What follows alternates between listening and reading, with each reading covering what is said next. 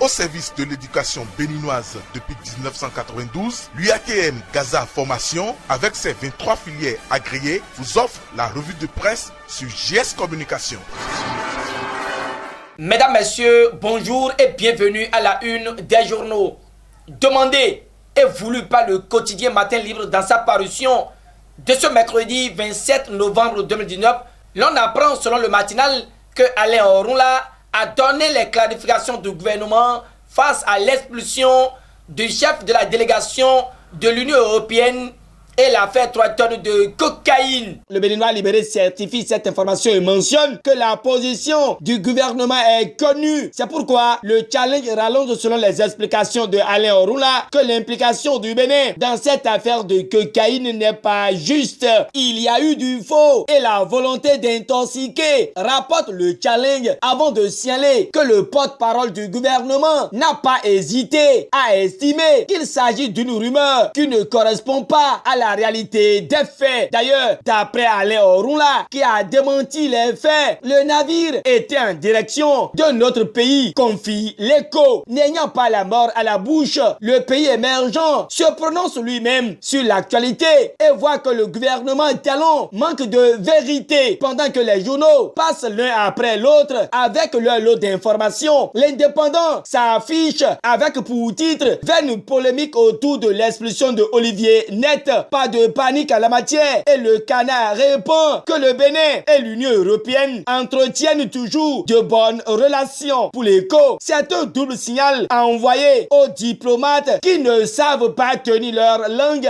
Olivier Net, ce diplomate qui agace la rupture, mentionne la dépêche en manchette. À sa suite, c'est le Béninois libéré qui s'installe, mais ce quotidien nous parle de la validation du projet de loi sur le pipeline export Niger-Bénin et livre les explications du ministre Samou Adambi. Heureux de la ratification de cet accord bilatéral signé le 23 janvier 2009 entre le Bénin et le Niger, le journal de Aboubacar Takou trouve que le régime talon est aux anges. Samou Adambi, pour une mise en œuvre aisée du projet Pipeline Export Niger-Bénin, affiche Matin Libre en manchette. D'après le quotidien, un avant-projet de loi est en étude. Suivant le Canada du Nord, Samou Adambi dote le projet d'un cadre législatif. L'autre chose qui préoccupe les journaux, c'est l'absence de certaines personnalités aux obsèques du professeur Albert Thévroguet. Mais ici, Matin Libre observe la relation distante vis-à-vis de Thévroguet et s'exprime en ces thèmes: coup par qui, ingratitude ou crainte de représailles. Ce n'est pas fini, car l'Écho clarifie que les hommages de coup par qui sont attendus. Enfin, déçu, Julia Akpaki s'insurge contre ce comportement énigmatique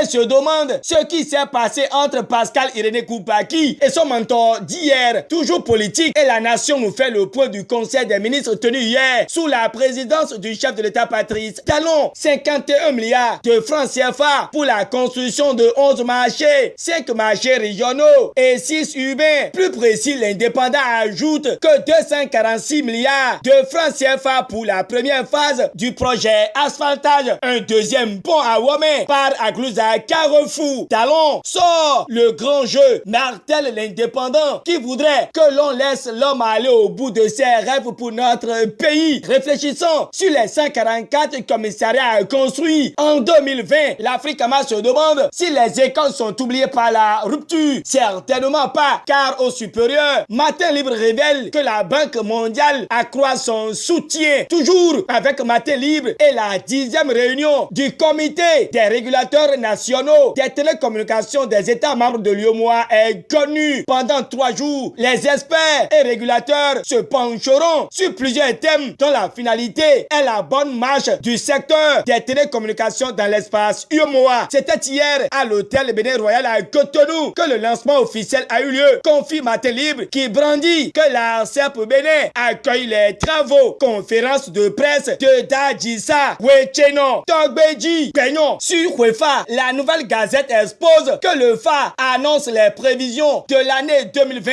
le 5 décembre prochain. C'est sur cette note du journal de Gabin Asogba que nous bouclons la revue de presse de ce jeudi. Merci de l'avoir suivi et très bonne journée.